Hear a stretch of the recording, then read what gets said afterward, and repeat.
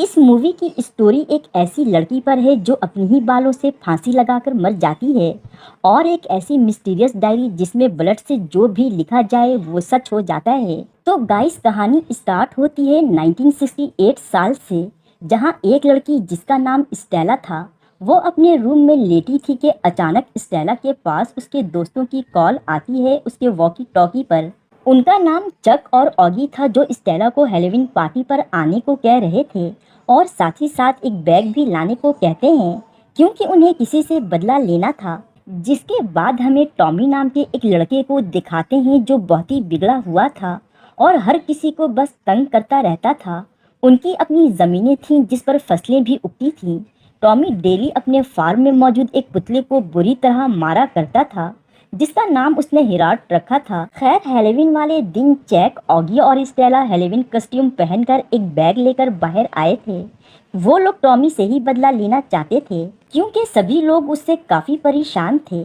उधर टॉमी अपनी कार में सब बच्चों से उनकी कैंडीज छीन रहा था और यही काम वो जैक और उसके फ्रेंड्स के साथ भी करने वाला था, मगर उन्हें इस बारे में पता था, इसलिए वो लोग बैग में कैंडीज की जगह बहुत सारा कीचड़ भर देते हैं और उनकी एक्सपेक्टेशन के मुताबिक टॉमी उनसे भी कैंडी समझकर उस बैग को छीन लेता है, मगर उसमें कीचड़ देखकर जिससे बहुत ही ज़्यादा गंदी स्मेल आ रही थी, उन्हें बहुत ही ज़्यादा गुस्सा आ गया था और वो लोग अपनी कार से उसका पीछा करने लगते हैं। जक को पता था कि टॉमी इतनी आसानी से उनका पीछा छोड़ने वाला नहीं है, इसलिए वो एक बैग पर आग लगाकर उसको टॉमी की कार में फेंक देता है जिससे उनका बैलेंस खराब होकर गाड़ी एक घर के यार्ड में घुस जाती है। अब टॉमी और उसके दोस्तों को बहुत ही ज़्यादा गुस्सा आ चुका था, इसलिए वो पैदल ही चक, ऑगी और स्टेला के पीछे आने लगते हैं, जो देखकर वो लोग छुपने के लिए एक ओपन एयर थिएटर में आ जाते हैं जहां उन्हें रिमोन की कार दिखती है और वो उसमें घुस जाते हैं।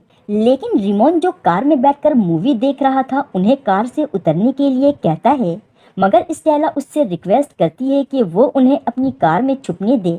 इतने में टॉमी और उसके दोस्त भी वहां आ जाते हैं और उन तीनों को कार से बाहर आने को कहता है। इतने में वहां थिएटर का गार्ड आ जाता है जो टॉमी और उसके दोस्तों को वहां से जाने को कहता है। ये देखकर स्टेला और उसके दोस्तों को सुकून मिल जाता है। रिमोन वहां थिएटर में हॉरर मूवी देख रहा था क्योंकि उसको ऐसी मूवीज बहुत पसंद थी, इसलिए स्टेला उसको बताती है कि हेलोवीन नाइट पर वो लोग एक हॉन्टेड हाउस जाने वाले हैं और वो उसको भी साथ चलने के लिए कहती है, जिस पर रिमोन फौरन ही मान जाता है। जिसके बाद चारों मिलकर एक पुराने घर जाते हैं।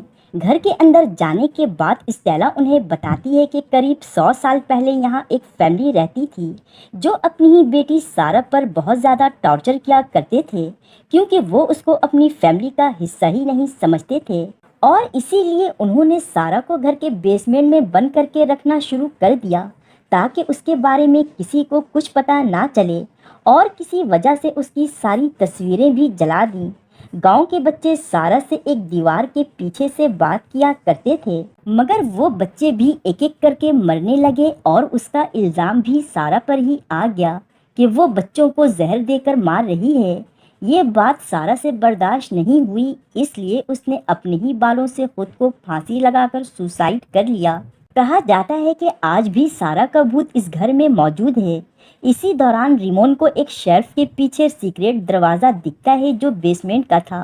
नीचे जाने पर उन्हें एक और दरवाज़ा मिलता है जिस पर ताला लगा था। किसी तरह उस दरवाजे को खोलकर वो लोग उस रूम के अंदर जाते हैं।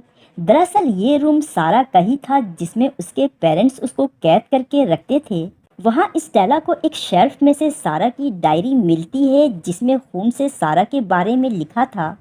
दूसरी तरफ चक को दिखाते हैं जो ऑगी को डराने के लिए एक कबर्ड के अंदर छुप जाता है, मगर कबर्ड का डोर खोलने पर वो रूम बिल्कुल ही चेंज हो चुका था।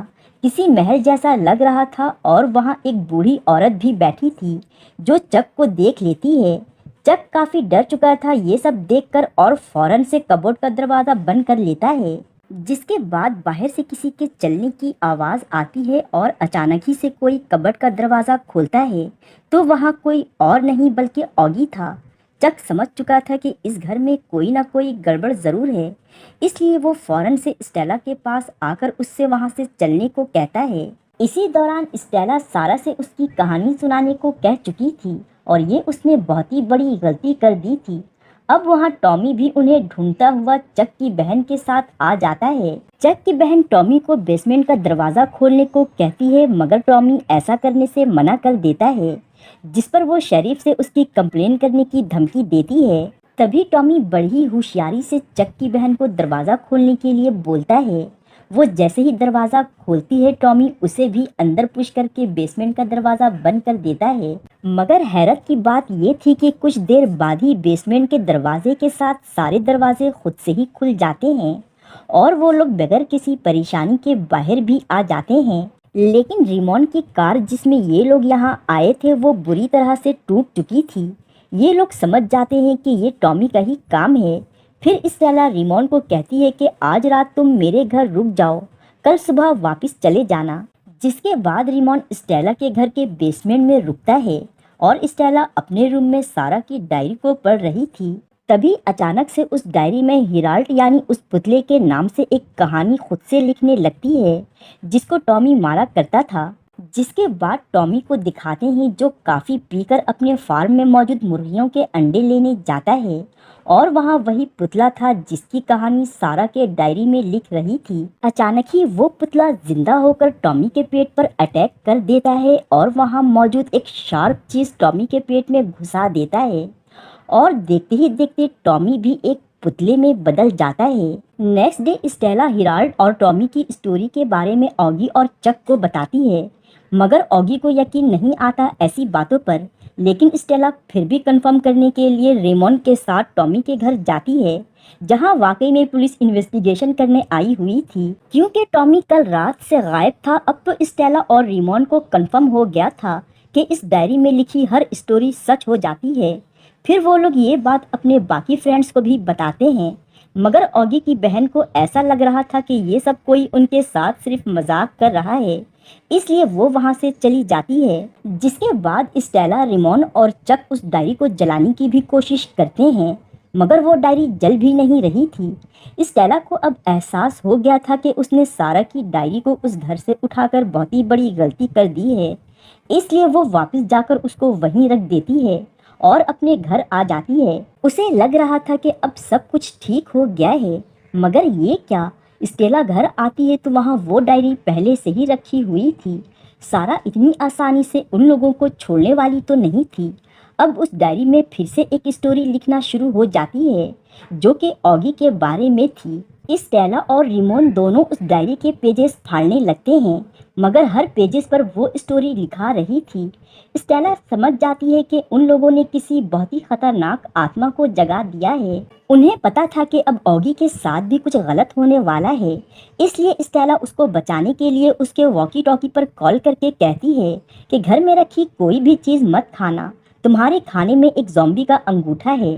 क्योंकि उस डायरी में लिखा था कि एक ज़ॉम्बी का अंगूठा खो गया है, जो कि ऑगी के घर में किसी खाने की चीज़ में मौजूद है। ऑगी को इस बार भी यही लग रहा था कि वो लोग उसे उल्लू बना रहे हैं, इसलिए वो उनकी बातों को इग्नोर करते हुए किचन में रखी सूप पी लेता है। जिसके बाद ऑगी की हालत बहुत ज़्यादा ख़राब होने लगती है और उसे बाहर भी किसी के होने का एहसास होता है, और ये वही ज़ॉम्बी था जो कि अपना अंगूठा तलाश करते हुए ऑगी के घर पर आ गया था। उधर ऑगी छुपने के लिए अपने रूम में आ जाता है और विंडो से बाहर कूदने की कोशिश करता है, मगर वो हाइट में काफ़ी ऊंचा था। वहाँ से कूदने पर वो काफ़ी जख्मी भी हो सकता था, इसलिए वो अपने बेड के नीचे छुप जाता है। काफ़ी देर हो जाती है और ऑगी को रूम में कोई नहीं दिखता, इसलिए वो वापस बाहर आने लगता है, मगर इससे पहले कि वो बाहर आता वो ज़ॉम्बी उसको नीचे से खींचकर अपने साथ ले जाता है। नेक्स्ट डे स्टेला अपने सभी दोस्तों को बताती है कि ऑगी अब मारा जा चुका है। स्टेला कहती है कि हमें अब सारा की रूह को आज़ादी दिलानी होगी ताकि वो हमारा पीछा छोड़ दे, मगर इसके लिए हमें सारा के बारे में मज़ीद जानना होगा। इसलिए वो लोग एक लाइब्रेरी में जाते हैं और वहाँ उन्हें एक मैगज़ीन में सारा की 100 साल पुरानी न्यूज़ मिल जाती हैं और उन्हें पता चलता है कि सारा बहुत ही रिच फैमिली से बिलोंग करती थी और उसके सुसाइड करने के 1 साल बाद ही उसकी पूरी फैमिली भी गायब हो गई थी। इसी दौरान डायरी में फिर से एक स्टोरी लिखने लगती है और इस बार चक की बहन यानी रुथ की बारी थी। दूसरी तरफ रुथ एक स्टेज शो के लिए तैयार हो रही थी कि अचानक उसको अपने फेस पर एक पिंपल दिखता है जो कि बहुत ही तेजी से बढ़ रहा था। वो फौरन से वॉशरूम में जाती है। उधर स्टेला, रिमोन और चक जल्दी जल्दी रुथ की तरफ आ रहे थे उसकी जान बचाने। जिसके बाद हम देखते हैं कि रुथ का पिंपल काफी बढ़ चुका था और फिर उसमें से मकड़ी के पैर निकलने लगते हैं। देखते ही देखते हजारों की तादाद में उसके पिंपल से मकड़ियां आने लगती हैं। दूसरी तरफ चक और उसके बाकी फ्रेंड भी आ चुके थे। रुथ की ऐसी हालत देखकर रुथ का भाई यानी चक उसके फेस पर पानी डालता है। स्टेला को वहाँ वॉशरूम में ही एक लड़की का साया दिखता है। वो समझ जाती है कि ये सारा ही है। फिर रिमोन सारा के बारे में मजीद इंफॉर्मेशन ढूंढता है जिस पर उसे एक औरत के बारे में पता चलता है जिसका नाम लुइस है, जो सारा के घर में जॉब किया करती थी। ये लोग उससे सारा के बारे में पूछते हैं मगर वो बहुत ही ज्यादा बूढ़ी थी इसलिए कुछ बोल नहीं पा रही थी। फिर वहाँ स्टेला को एक म्यूजिक बॉक्स मिलता है जिसको स्टेला देखने लगती है, जिस पर लुइस बताती है कि इसका म्यूजिक सारा को बहुत पसंद था।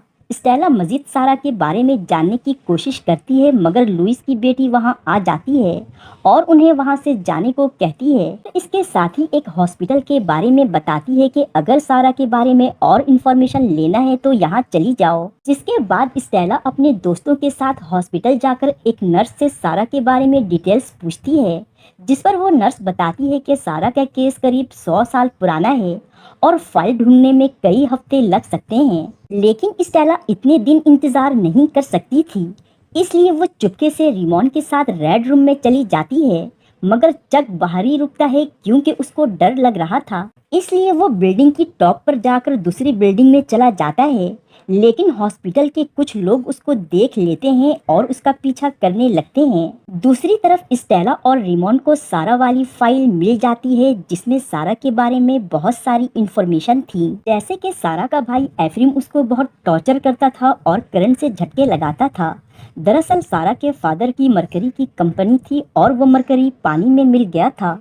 उस पानी को पीने की वजह से गांव के बहुत से बच्चे मारे गए थे मगर अपने ऊपर से इल्जाम हटाने के लिए सारा के फादर और उसके भाई दोनों ने मिलकर सब इल्जाम सारा पर डाल दिया कि उन बच्चों का मर्डर सारा ने किया है। इसके बाद डायरी में दोबारा एक स्टोरी लिखने लगती है मगर इस बार ये स्टोरी चक के बारे में थी।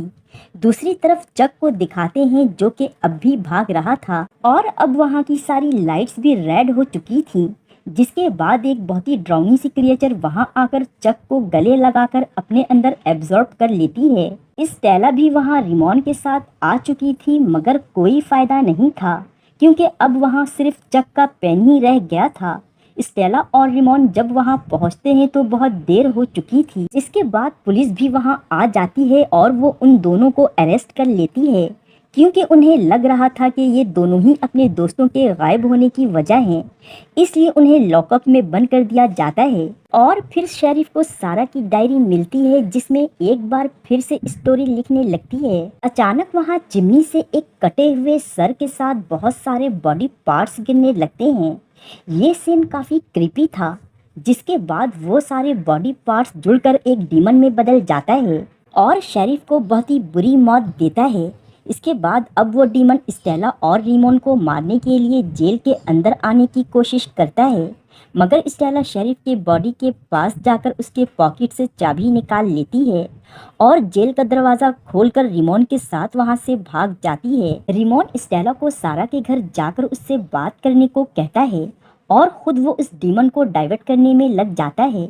स्टेला जल्दी से उस पुराने घर में आकर सारा को ये सब कुछ रोकने को कहती है और साथ ही वो ये भी कहती है कि वो उसकी मदद करेगी कि अचानक वो पूरी जगह बिल्कुल बदल जाती है क्योंकि अब स्टेला 100 साल पीछे जा चुकी थी। वहाँ सारा का भाई एफ्रीम उसको ढूंढते हुए आ जाता है इसलिए स्टेला छुपते हुए एक रूम में आ जाती है और वहाँ वो मिरर में अपने आप को देखती है तो उसे पता चलता है कि उसकी शक्ल बिल्कुल सारा जैसी है। छुपते हुए स्टेला को सारा का भाई पकड़ लेता है और सारा समझकर उसको बेसमेंट में बंद कर देता है मगर इसी दौरान स्टेला का ग्लासेस वहीं गिर जाता है। बेसमेंट में स्टेला सारा से मिलती है जो उससे कह रही थी कि मैं तुम्हें आखिरी कहानी सुनाऊंगी और ये कहानी स्टेला के ही बारे में है। यानी अब उसकी बारी थी। उधर प्रेजेंट में रिमोन को दिखाते हैं जो उस डीमन से छुपा हुआ था और उसी दौरान उसको स्टेला के ग्लासेस मिलते हैं। यानी पास्ट के चेंज होने से प्रेजेंट में भी चेंजेस आ रही थी। खैर फिर स्टेला सारा से कहती है कि एक स्टोरी वो भी सुनाएगी और वो सारा को सारा की ही स्टोरी सुनाती है कि सारा बेकसूर थी और उसे जानबूझकर झूठे इल्ज़ाम में उसकी फैमिली ने फंसाया था, जिसकी वजह से उसने सुसाइड कर ली और उसकी रूह आज तक भटक रही है। जिसके बाद सारा स्टेला को स्टोरी लिखने के लिए एक पेन देती है और कहती है कि वो डायरी लिखने के लिए अपना ब्लड यूज़ करती है। तभी स्टेला पेन के नोक से अपनी उंगली को जख्मी करके खून निकालती है और सारा की स्टोरी लिखने लगती है। सारा कहती है कि उसकी फैमिली ने उसके साथ बहुत ही बुरा किया, मगर अब वो आज़ाद है। इसी दौरान सारा की रूह गायब हो जाती है। यानी सारा यही चाहती थी कि उसके साथ जो भी चीज़ें गलत हुई हैं इसके बारे में सबको पता चले। स्टेला समझ जाती है कि अब सब कुछ ठीक हो गया है। दूसरी तरफ रिमोन के सामने जो शैतान था वो भी गायब हो जाता है।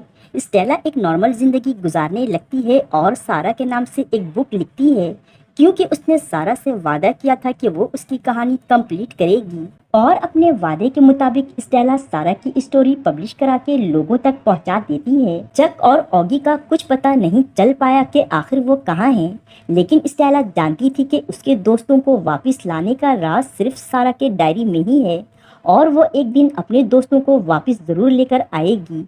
इसके साथ ही ये मूवी यहीं ख़त्म हो जाती है। Thank you for watching.